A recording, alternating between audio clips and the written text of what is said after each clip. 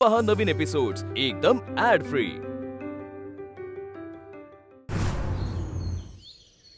तुला जर असं वाटत असेल की तुझी ही थँक्यू बिंक्यूची थेर करून तुला आमच्या मनात घर करता येईल, आमच्या घरात घुसता येईल, तर तसलं काय बी होणार नाही. कारण तू जितकी जमिनीच्या वर आहेस तितकीच जमिनीच्या खाली आहेस हे चांगलंच ठाव आहे आम्हाला. तुला काय पाहिजे? पैसा? हा, किती पाहिजे? बोल, कळू दे आम्हाला तुझी किंमत काय आहे ती. मॅडम तुम्ही काय बोलताय हे? तुला आमचं बोलणं कळत नाही होय? आम्हासनी वाटलं होतं पैशाची भाषा तुला पटशिरी कळल आणि थेट मुद्द्यावर आलं तर तुझं आणि आमचं दोघांचं बी काम सोपं होईल. मॅडम मला खरंच कळत नाहीये, कसले पैसे, कसा मुद्दा? तू आधीपातींना पैशासाठी फोन केला होता की नाही? तुम्ही मला आजच्या आज भेटा आणि तुमचे पैसे घेऊन जा. मला तुमच्या पैशांचं ओझं नको. मॅडम तुमचा काहीतरी गैरसमज होतोय. फोन केला होता की नाही? हो म्हणजे मी ते पैसे त्यांना. हो की नाही? हो नाही म्हणजे ते पैसे मीच त्यांना खरं तर. बस बस बस. अक्षया उर्फ अक्षता उर्फ मास्तरीन बाई सर्व ठाव आहे आमासनी. उडत्या पाखराचे पंख मोजतोय आम्ही. तुला काय वाटलं तू टाकलेला गळ आमासनी दिसत नाही भाई? तू चाललेली चाल आमासनी कळत नाही? हा, तुझी गाठ कोणाशी आहे हे तुला माहित नाही. पोरी तू लहान आहेस म्हणून आम्ही तुला एक सल्ला देतोय. वरून ताकभात वळख. इथं तुझी डाळ शिजणार नाही, कारण इथं आम्ही आहोत. भुवनेश्वरी सूर्यवंशी. तुझा गळ दुसरीकडे कुठंतरी लाव. ही पहिली आणि शेवटची वॉर्निंग आहे तुला, कळलं? परत हे करू नगस. अहो पण मी केलं काय? भोळी बनत्या, येडी बनून पेडगावला जाते होय. मॅडम हे बघा तुम्ही काय बोलताय मला खरंच कळत नाहीये. मी तुम्हाला डिस्टर्ब केलं असेल तर मला क्षमा करा. मला फक्त तुमचे आभार मानायचे होते. माझ्याकडून जर काही चूक झाली असेल तर खरंच सॉरी. ये तुझी ही पुस्तकी भाषा तुझ्या शाळेत तुझ्या पोरांना शिकव, आमच्या समोर झाडू नग. आणि हो, या पुढं तू अधिपतींना भेटलीस, त्यांच्याशी बोललीस तर त्या बजरंगाच्या जागी तू असशील एवढं लक्षात ठेव. चल ठेव आता फोन.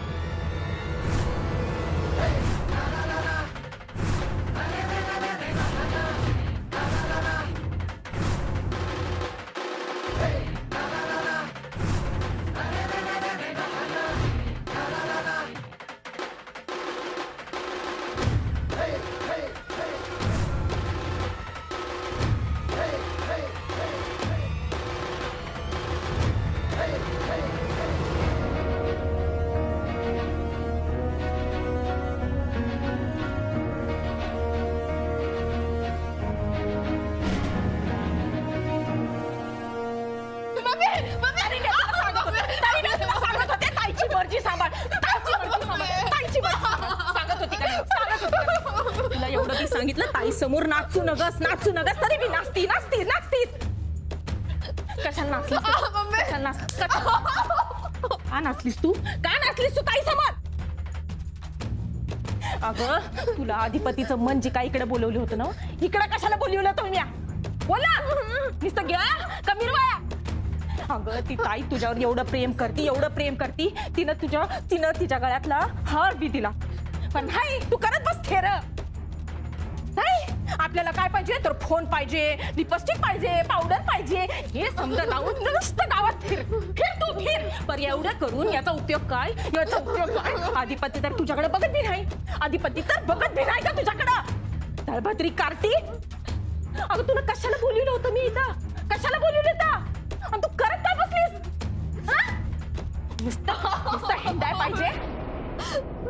शांत राहा, एकदम शांत, एकदम शांत. हे बघ, ती मास्तरीन तुझ्या नाका खालून अधिपतीच्या गळ्यात पडली. अगं ती ताईला फोन करते, फोन.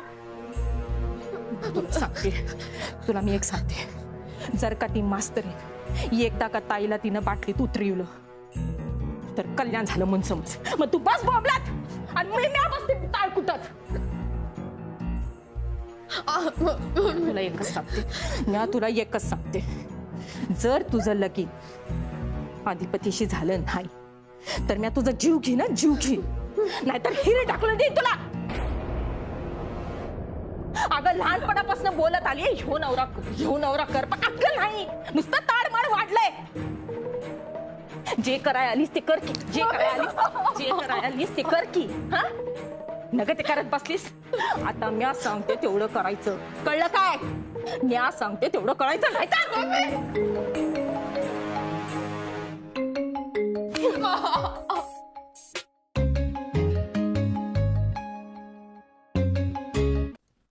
हॅलो, कोण बोलताय? हा, मी दुर्गेश्वरी बोलते. कोण बोलताय? हा बोला, इन्स्पेक्टर साहेब बोला. हा काय झालं बजरंगचं? काय लिहून देऊ? हा पाठवते. हा ताईनं सांगितलं ना त्याला रिहा करा म्हणून, मग मला कशाला विचारताय? हा वय ठीक आहे.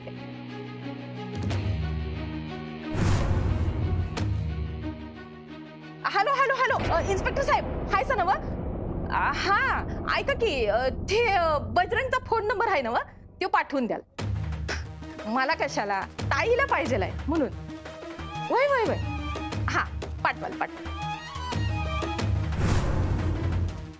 तुला कसं पाहिजे नंबर पाहिजे त्या गुंडाचा?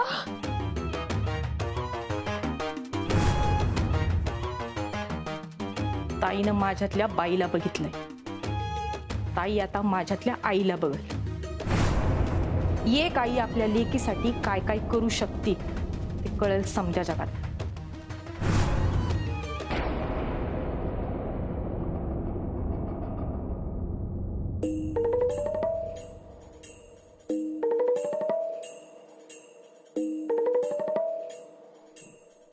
तुम्ही काय काय ऐकलं? म्हणजे आम्ही बोलत होतो ते. मी आत्ता आलो. म्हणजे तुम्ही काही ऐकलं नाही? नाही, कोणा सांग बोलत होता? दुर्गे घरातल्या घरात. हा, घरातल्या घरात बोलतो आम्ही कधी कधी. काय आता आमचं वय झालं, पूर्वीसारखं होत नाही आम्हासने. त्या घराची देखभाल करणं, तुमची देखभाल करणं, हे समज करायला आम्हासने कोणीतरी घरची पाहिजे होती, हक्काची.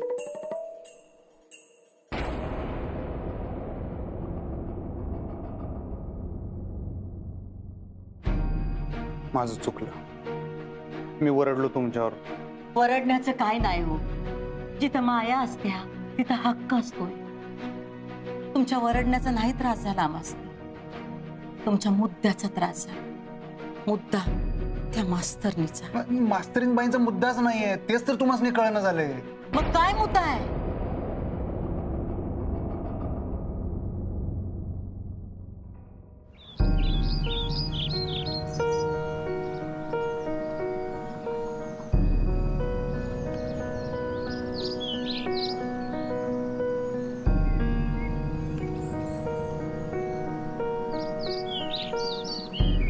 बाळा, अगं रडायला काय झालं?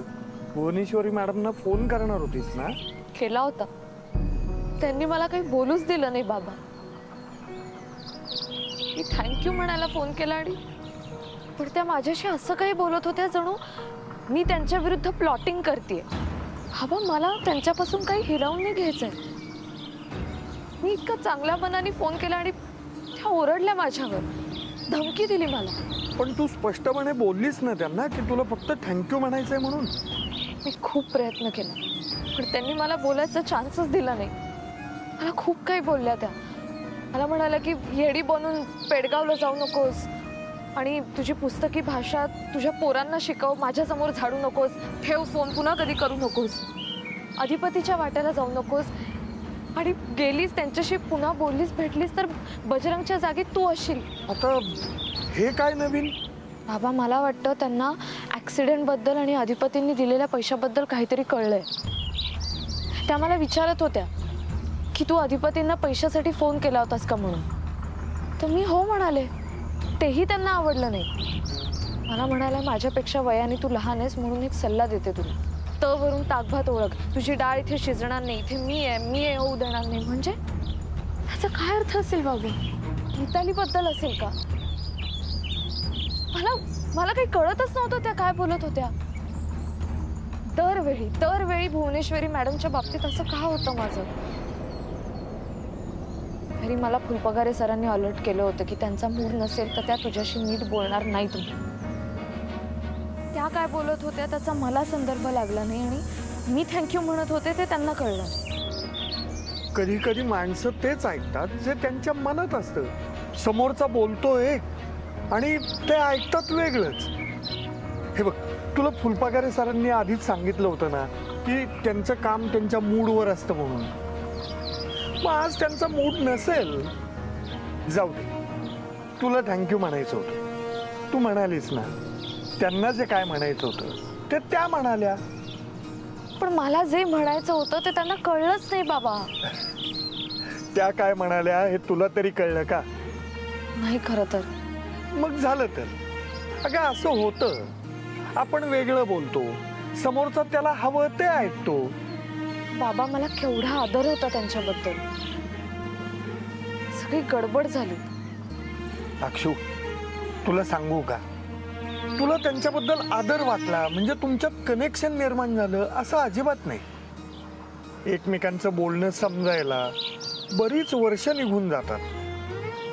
शब्द तेच असतात पण अर्थ वेगळा निघतो. आणि अर्थ समजून घ्यायला मनं जुळावी लागतात, नाती निर्माण व्हावी लागतात.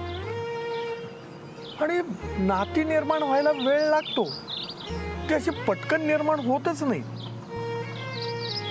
हे बघ, तुझा फोन करण्याचा हेतू चांगला होता. तू त्यांना थँक्यू म्हणालीस ना, मग झालं तर. त्यातनं त्यांनी काय घ्यायचं हा त्यांचा प्रश्न आहे. तू नको विचार करूस एवढा. चल.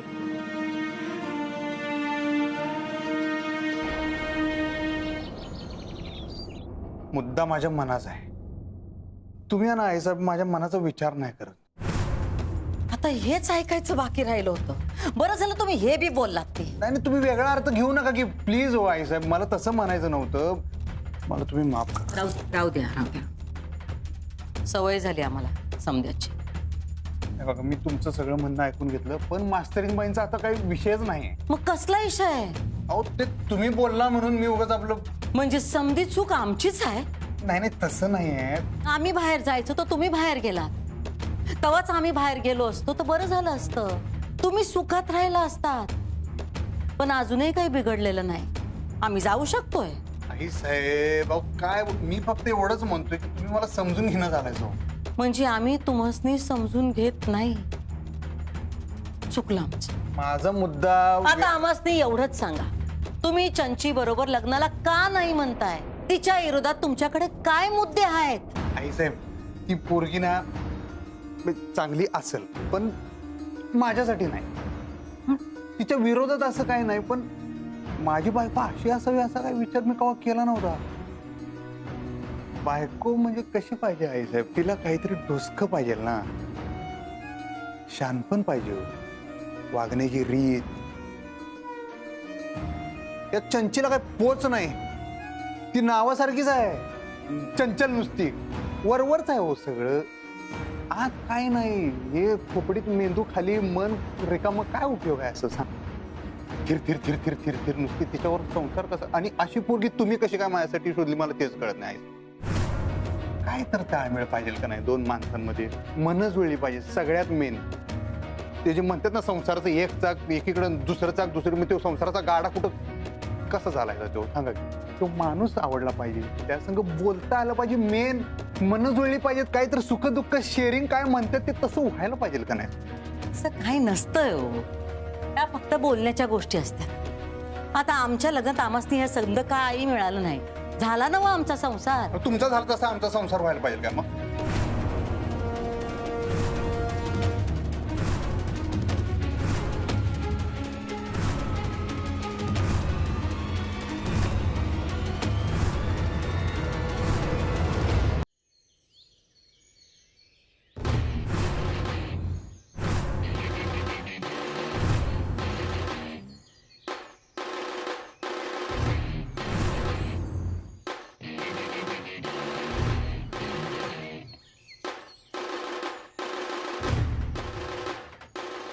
काय कुठे काय माझी काय बघतीस?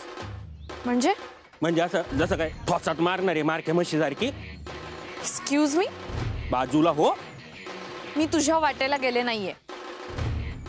मी पण तुझ्या वाटेत नाहीये. मी कुठे म्हणलं? मग मी कुठं म्हणलं नाही. तू एक काम कर, त्या भुवनेश्वरी मॅडमला जाऊन सांग, हा मी तुझ्या वाटत आलो नाही, उलट मी माझी वाट वाकडी करून गेलो. सांग जाऊन. सरनाबाई, बिल्डर यायची वेळ झाली. हा जाऊ दे मला, नाही तर बोलशील बजरंगने मला त्रास दिला. जाऊ दे, वाकडी वाट.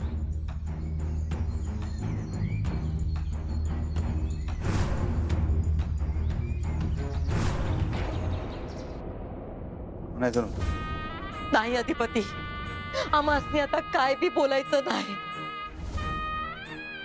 मी असं का वागालो, का बोलालो ना आईचं, माझं मला कळना झालंय हो. अजून काय ऐकायचं बाकी आहे? नाही नाही नाही, मला तसं म्हणायचं नव्हतं. तुम्ही काय ते ठरवा. हो तर हो, नाही तर नाही. पण असं सारखं सारखं आमासनी टोचून तुम्हाला काय मिळतं हो? हा? आम्हाला माहित आहे आम्ही कम नशिबी आहोत. तुमच्या वडिलांनी आम्हासनी घरच्या लक्ष्मीचा दर्जा कधीच दिला नाही, बायकोचं स्थान दिलं नाही. पण आई म्हणून आम्ही कुठं कमी पडलो? हा? तुमच्या वडिलांच्या मते आम्ही बायको म्हणून चुकीचे असू, पण आई म्हणून तुम्ही आम्हासनी डागण्या नका देऊ. नका देऊ अधिपती. नाही हो. तुमच्याकडे ही अपेक्षा नाही अधिपती. कधी कधी आम्हासनी तुमच्यामध्ये तुमच्या वडिलांचा भास होतो. त्यांच्यासारखंच बोलताय तुम्ही. जिवारी लागल असं. हो आईसाहेब, काय तर बोल नका. माझी आणि त्यांची तुलना कुठं करता तुम्ही? मला नाही आवडत ते. आणि मी नाही त्यांच्यासारखं, तुम्हाला माहित आहे हे काय. पण त्यांचं रक्त आहे तुमच्यात. रक्त संस्कार तुमचे आहेत का नाही आईसाहेब? रक्त बोलतं अधिपती. हो नाही नाही आईसाहेब. आता आम्ही तुम्हाला शेवटचं विचार, स्पष्ट आणि सरळ काय ते सांगा. नीट ठरवून सांगा आणि तुमच्या निर्णयावर ठाम राहा. तुम्ही पण आणि आम्ही पण. धर्म संकटात टाकलायचं बघा आईसाहेब. तुमच्या जीवावर बेतणारं प्रेम आम्हासनी या घरात नको. असं नाही आहे. आम्ही अडाणी आहोत, 7वी शिकलोय म्हणून आम्हासनी माणसांची पारख नाही असं जर तुम्हासनी वाटत असेल तर तुमच्या मर्जीची बायको आणा या घरात. फक्त आम्हासनी अडवू नका. तुमचा संसार सुखाचा व्हावा, तुम्हाला लेकरं बाळ व्हावी, या घराचं गोकुळ व्हावं, हे घर आनंदी राहावं, तुमच्या वडिलांचा चढलेला पारा उतरावा, हे घर आनंदी राहावं, हाच आमचा प्रयत्न आहे. पण आधी तुमच्या वडिलांनी तो हाणून पाडला आणि आता तुम्ही बी तेच कराल. आम्ही तुमसनी अडवणार नाही, कधीच अडवलं नाही. तुमचं सुख जर तुमसनी ठाव असेल तर आम्ही तुमच्या सुखाच्या आड येणार नाही. पण जे आमच्या मनाला पटत नाही ते आम्ही होऊ देणार नाही. हात जोडतो तुमच्या पुढं. जाऊ द्या मला, जाऊ द्या. हो आईसाहेब. नाही, तुम्ही मास्तरीला आणा लग्न करून या घरा. या घरची शाळा करा, शाळेचा संसार करा. आम्ही कोण तुम्हाला अडवणार आहे? हा, आम्हासनी काय हक्क आहे? आमची पायरी तुमच्या वडिलांनी आम्हासनी कधीच दाखवून दिली. माफ करा अधिपती, तुमच्या आयुष्याचा निर्णय घ्यायला निघालो होतो आम्ही. वेडी माया, पण आता आम्ही तुम्हासनी नाही अडवणार. तुमच्या मनात ती आहे आणि आमासनी ती नको आहे. आता आम्ही तुम्हासनी विचारणार पण नाही तुमचा कल कुठं आहे. कळलंय आमासनी. तुमचं सुख जर तिच्यात असेल तर व्हा तुम्ही सुखी. तुमच्या सुखातच आमचं सुख आहे. आम्ही तुम्हासनी अडवणार नाही. फक्त आम्ही जातो इथून. आम्हासनी अडवू नका. कारण आम्ही इथून गेलो तर कुणाचं काय भी अडणार नाही. समजा तसंच चालू राहील. हो आईसाहेब असं करू नका हो. तुम्ही इथनं गेला तर समजा तसं नाही राहणार.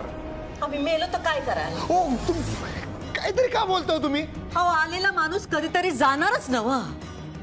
अधिपती देव करून आमचं समद आयुष्य तुम्हासनी लाभो. आमचं आयुष्य आम्ही जगलो तसं तुमच्या वाट्याला यायला नको. आमच्या नशिबात आमच्या नवऱ्याचं संसाराचं सुख नव्हतं. पण तुम्हासनी आमची गरज होती म्हणून आम्ही तवा इथे थांबलो. पण आता तुम्ही मोठं झालात. तुमचे निर्णय तुम्ही घेऊ शकताय. तुम्हासनी आमची गरज नाही आता. आम्हासनी तुमच्यावर आमचं मत आमचा निर्णय लादायचा नाही. पण तुमच्या निर्णयाचा भाग आम्ही होऊ शकत नाही. कधीच नाही.